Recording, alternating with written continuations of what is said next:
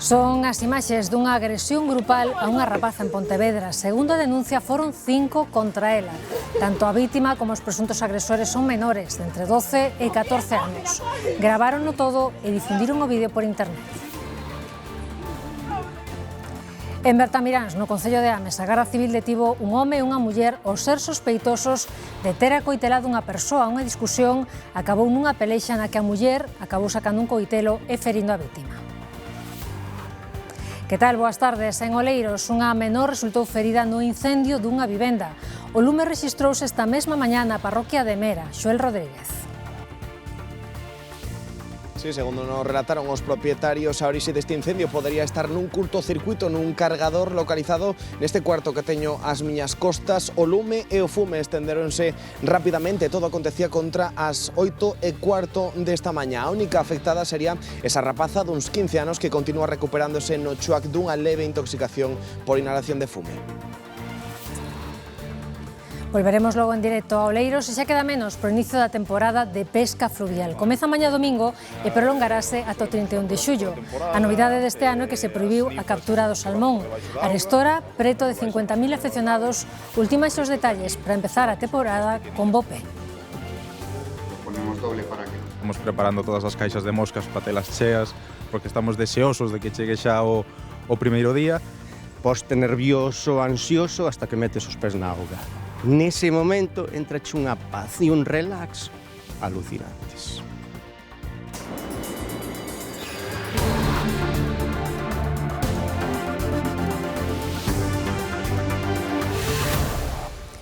Comezamos coa noticia coa que abríamos este informativo. En Pontevedra, a policía investiga unha agresión grupal a unha nena de 13 anos. A malleira produciuse na céntrica praza de Barcelos e os agresores son tamén menores, segundo a denuncia. Son 4 nenas e un neno de entre 12 e 14 anos. Todos declararon xa na comisaría, onde acudiron acompañados de seus pais. A nena agredida recibiu primeiro unha labazada doutra rapaza e logo foron sumándose máis ata 5 rapaces que lle deron puñadas, patadas e golpes. Varios adolescentes gravaron a malleira e logo compartiron os vídeos nas redes sociais, o que permitiu identificar os agresores. En Bertamiráns, no Concello de Ames, a Garda Civil detivo un home e unha muller aos ser sospeitosos de ter acoitelado un home. Os feitos producíronse o pasado 19 de febreiro no Parque Pazo da Peregrina. Unha discusión entre a muller arrestada e a vítima acabou nunha pelexa na que se viron implicadas outras 2 persoas. Parece que no transcurso da liorta a muller acabou clavándolle á vítima un coitelo de cociña. Os implicados xa son vellos coñecidos das forzas de seguridade. En Lugo, concretamente no barrio de Paradai, a veciñanza pide que se limpen as beiras do río Rato. Están convertidas nun silveiral onde crían ratas e ata serpes. A presenza de ratas motivou as queixas dos veciños do barrio de Paradai, en Lugo. Segundo sinalan, os roedores, xunto con outros animais daniños, proliferan entre as silvas na contorna do río Rato. Aquí crece a erva, crece todos os bichos. Todo, xa ve como está isto, o río está perdido. Hai unha gran dimensión de maleza, na que leva xa moitos anos sen desbrozarse, e antes pois desbrozábase porque desbrozaba a Deputación, pero agora resulta que dividiron o que son as parcelas públicas do que son as parcelas privadas. Entón, as parcelas privadas están sen facer, as públicas tamén a medio facer, entón isto conlleva a moitas ratas, culebras. Isto está completamente abandonado, pero todo, de todo. E ratas, xa te digo, eu vivo ali, teño un patio, teño que botarlle seu, porque senón entran moi para dentro. Moita maleza, moita. E despois que está moi mal arreglado, non ten luces, aquí a xente a partir de caída da tarde xa non pode pasear por aquí. A veciñanza afectada reclama, por tanto, que se decente o tramo do parque periurbano que discorre a beira das vivendas en Paradai da Baixo. Os residentes demandan que os farois instalados dean luz e que se roce a maleza inzada de ratas. Aquí o primeiro que temos que facer é unha limpieza íntegra da zona, Despois tamén temos o alumbrado público que non funciona. Aquí hai que darse cuenta que é moi transitado porque é o paseo do rato e pasan decenas de persoas durante o día, non? E aparte disso temos uns edificios ao carón. Entón o que pedimos é iso, un desbroce, unha limpieza, que funcionen as farolas. Despois é unha pena que temos aí a intermodal de frente e que os viaxeiros, según cheguen a Lugo, a primeira imaxe que teñan é desta zona neste estado, non? Doutra banda, dentro do colectivo veciñal deste barrio lugués, piden un ascensor. A instalación salvaría as decenas de metros de desnivel que separan Paradai de Baixo de Paradai de Arriba.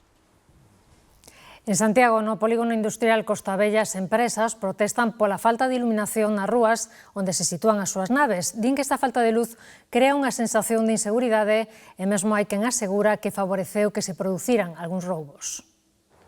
Farois danados, dobrados e que non aluman. Así loce o polígono industrial Costa Bella de Santiago a primeira hora do día ou polas noites.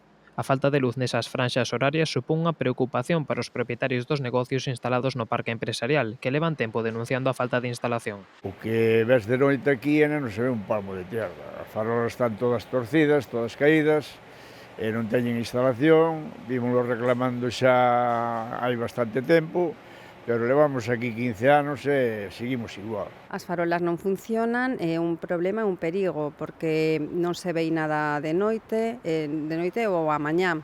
Entonces, pois os empregados, por exemplo, teñen medo de atropelos. Con todo, o risco para condutores e viandantes non é o único problema derivado da falta de iluminación. Empresarios e empregados denuncian que tamén causa unha sensación de inseguridade nas horas sen luz natural. De feito, algúns propietarios denuncian numerosos roubos nas súas instalacións para os que os ladróns aproveitaron a escuridade. Medo tamén. Aquí en Bandalux temos empregadas moitas mulleres e a mí me comentan que a noite ou a mañá temprano, cando non hai luz, que tamén sentes un pouco de inseguridade. Sí, os roubos con bastante frecuencia, sí. Eu podo dicir que ao mellor presentei unhas 50 denuncias por roubos.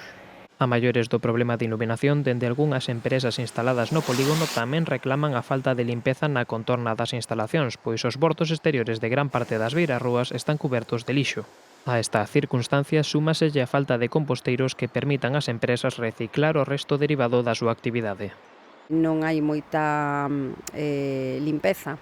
As rúas están cheas de papéis e de cousas, e logo a recollida tamén de lixo tampouco se fai como corresponde. O tema da reciclaxe, nos estamos en un edificio onde a innovación e a sostenibilidade é moi importante, non temos o apoio suficiente neste sentido tampouco. É por todo isto que os propietarios afectados piden que se adecúen as condicións do polígono ás das instalacións das propias empresas, que, por exemplo, si contan con iluminación. Reclaman que esa solución chegue o antes posible e non se tome en serio só en caso de que os problemas teñan consecuencias.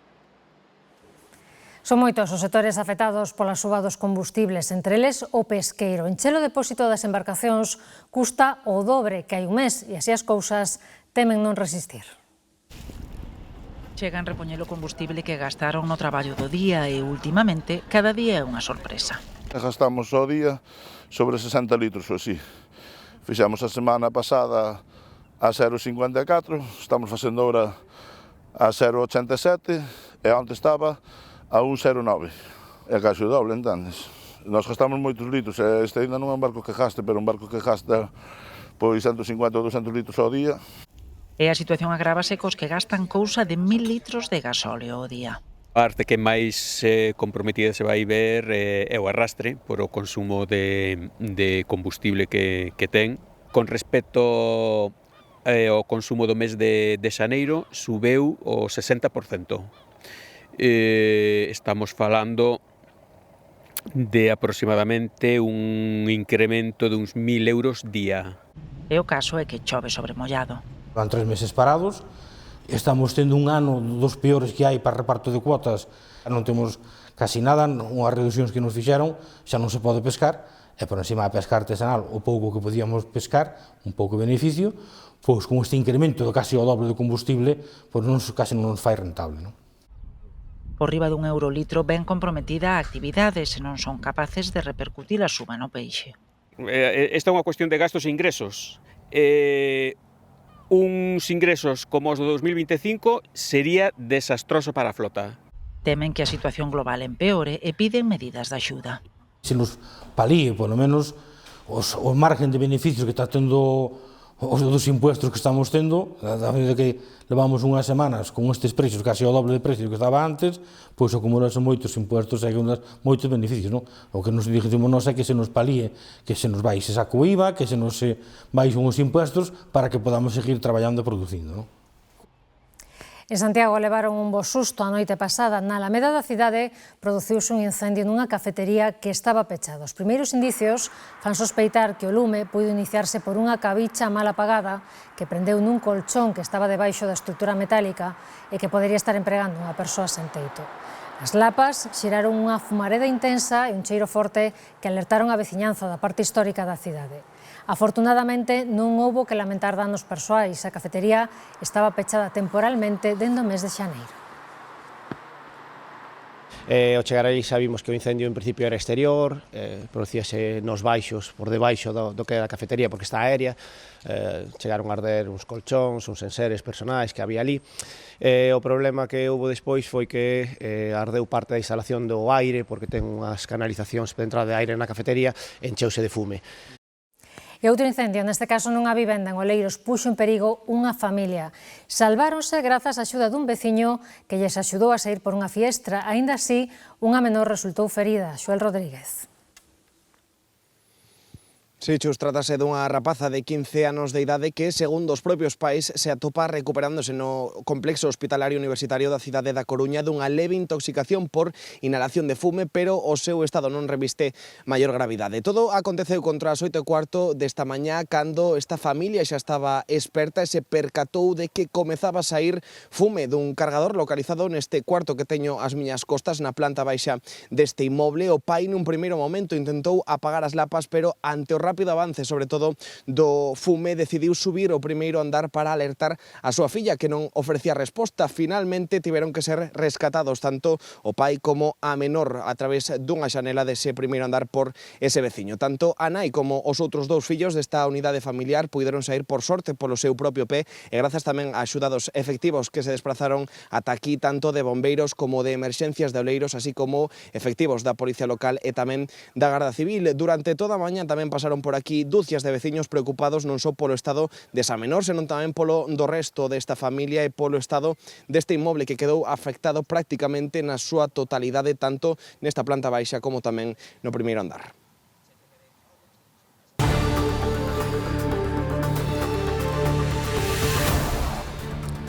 Son un pequeno paraíso dentro da ría de Arousa, pero o lixo mariño non fai distincións. 80 voluntarios aproveitaron esta mañá desapracible para participar na limpeza dos guidoiros. Nuns minutos dámosles conta de todo o que chegaron a topar.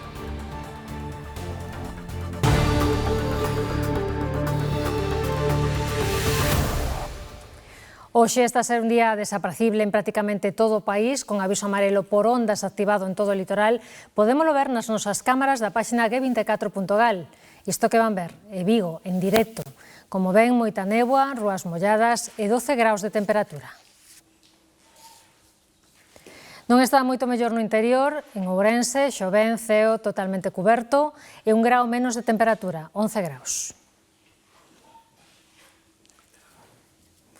O estado do mar podémolo comprobar na Costa da Morte, isto é Muxía, teñen un pouco máis de visibilidade e 12 graus.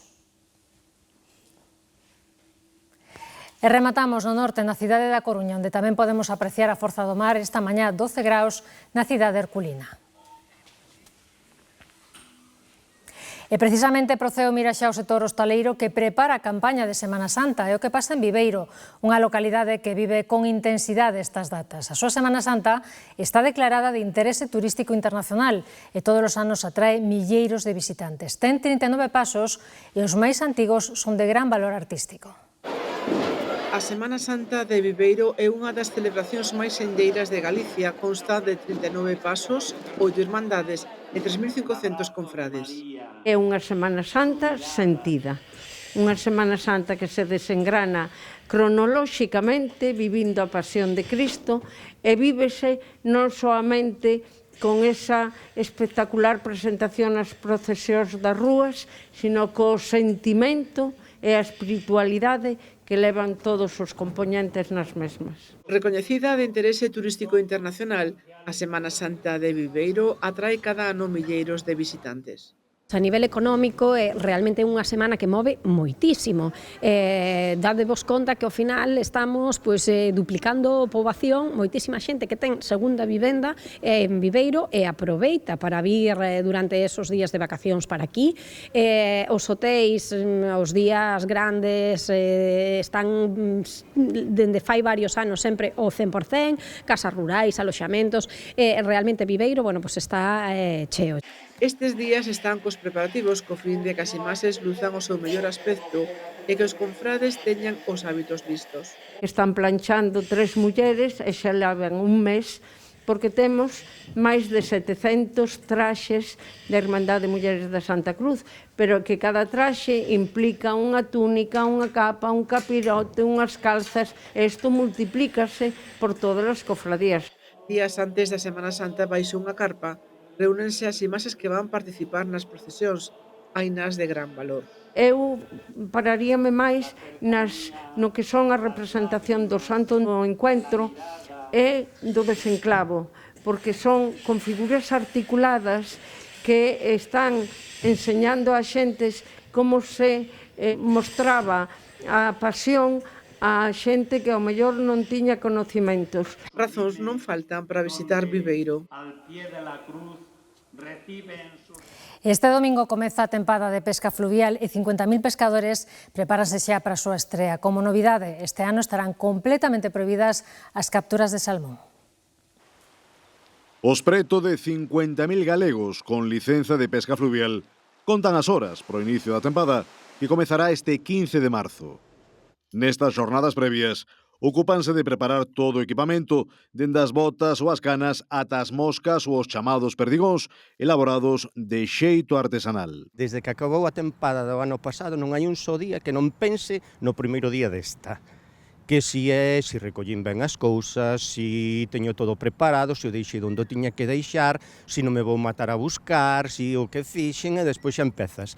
Que si fulanito esta mosca folle moi ben o ano pasado, que si esta línea, que si esta caña, oiche, pasas os outros 4 meses pensando o no primeiro día, vou ir con isto, vou ir co outro, vou levar isto, vou levar outro, poste nervioso, ansioso, hasta que metes os pés na auga. Entonces estamos preparando as cañas, os carretes, engrasando os carretes, montando as líneas, porque moitas veces temos que volver a utilizar líneas novas, porque se gastan ao longo da temporada, estamos preparando todas as caixas de moscas para telas cheas, porque estamos deseosos de que chegue xa o primeiro día. Veño buscar unhas botas que tiña a arreglar e os últimos detalles para empezar a temporada. O custo de todo o material necesario para ir de pesca ao río pode chegar a varios miles de euros no caso dos pescadores federados, que no noso país ascenden a uns 3.000. A xente que empeza nunca vai gastar tanto investimento como un equipo profesional. Que pasa? Que a diferencia entre aficionado e profesional é o que compite. O que compite está obligado por necesidades do equipo a ter as máximas innovacións que hai e os mellores materiais dentro do seu presuposto. Pero tamén é verdad que unha persona normal, cando vai ao río, vai con un equipo na máis, é dicir, unha caña e un carrete. Cando se compite, normalmente se utilizan 2 equipos. Como novidade, este ano o salmón está vedado, polo que non se poderán capturar exemplares desta especie nos ríos galegos. Personalmente, penso que chegan moitos anos tarde, porque hai un declive bastante grande da poboación de salmón. Entonces, desexamos que sexa unha tempada o máis satisfactoria posible para todos. A tempada de pesca da troita prolongarase por regra xeral ata o 31 de xullo. Parece que foi onte, pero hai xa 6 anos. O coronavirus chegaba para darlle a volta por completo ás nosas vidas e pecharnos nas casas nunha situación de incerteza total que nunca vivíramos. O confinamento uniu a poboación con reivindicacións do traballo dos sanitarios e de promesas de sair mellores persoas da experiencia. Que quedou de todo iso, Alejandro? Pois, Chus, pouco quedou desa etapa na que nos vimos na obriga de pecharnos nos nosos fogares co obxectivo de frear un virus que para nos era totalmente descoñecido. Rúas e parques como este quedaron totalmente baleiros, pero o que sí queda na nosa memoria, para ben ou para mal, son algunhas lembranzas. Imaxes como, por exemplo, cando saíamos a fiestra ás 8 da tarde para agradecer o traballo dos sectores esenciais, tamén cando quedábamos cos nosos familiares e amigos a través dunha videochamada, ou tamén hubo algúns que sacaron a súa faceta máis deportiva, iso sí, sen sair do salón da súa casa. Así durante prácticamente un mes e medio, cando comezamos a escoitar a palabra desescalada e tamén cando comezamos a empregar un elemento que sería básico nas nosas vidas, falamos da máscara. Así pouco a pouco fomos chegando á nova normalidade, fomos recuperando a vida social, fomos recuperando as apertas e tamén a finais dese mesmo ano, do ano 2020, xa víamos un chisco a luz ao final do túnel coa ansiada vacina. Hoxe, 6 anos despois, vémolo con certa perspectiva, pero iso sí, con poucas ganas de que algo semellante volva a repetirse. Unha época tremenda, non? Unha época, ademais, os que pasamos o virus en plena momento do apoxeo, no primeiro tramo, pois foi terrible, non? É un mal sono. Fatal, porque es que no sabíamos lo que iba a pasar. Yo tengo, la familia son todos médicos o enfermeros, entonces estaban trabajando todos y muy mal. Decía, vale, es que cuando salgamos ya voy a tener tantos años, al menos hablo de mi experiencia. Entonces como que me daba un poco de angustia el sentir que estaba perdiendo tiempo de mi vida. Hacía ejercicio y bueno, el único tiempo que tenía para salir era con mi perrita. O sea que para mí fue un error porque además éramos opositores, íbamos preparando la oposición para secundaria, las cancelaron. Y bueno, fue un poco de caos en cuanto a nuestra vida laboral, la verdad. Fue perder el trabajo, fue perder, bueno, tenés que dejar el alquiler en el que estábamos, volver a casa con los padres. A nosotros nos pilló en esa época de empezar a independizarnos y fue un poco un paso atrás. Pasámoslo muy mal, espero que non volva a suceder eso.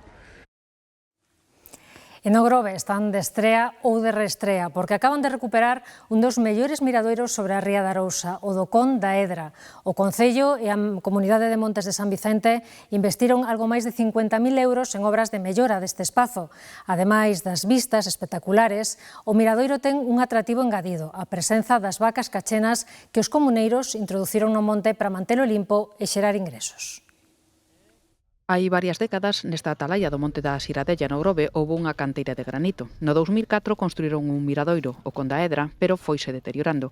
Agora, Concello e Comunidade de Montes investiron algo máis de 50.000 euros para facelo máis accesible e atractivo para os visitantes. Douselle máis ancho a subida e o piso preparouse para que se pudese subir sin problema ningún. Tal como estaba, era moi difícil acceder, se andaban as vacas sueltas, entonces claro, agora tratouse de limitar, en caso dunha cousa que houbera por urgencia ou calquera cousa que podes subir unha ambulancia ou algo arriba para poder socorrer.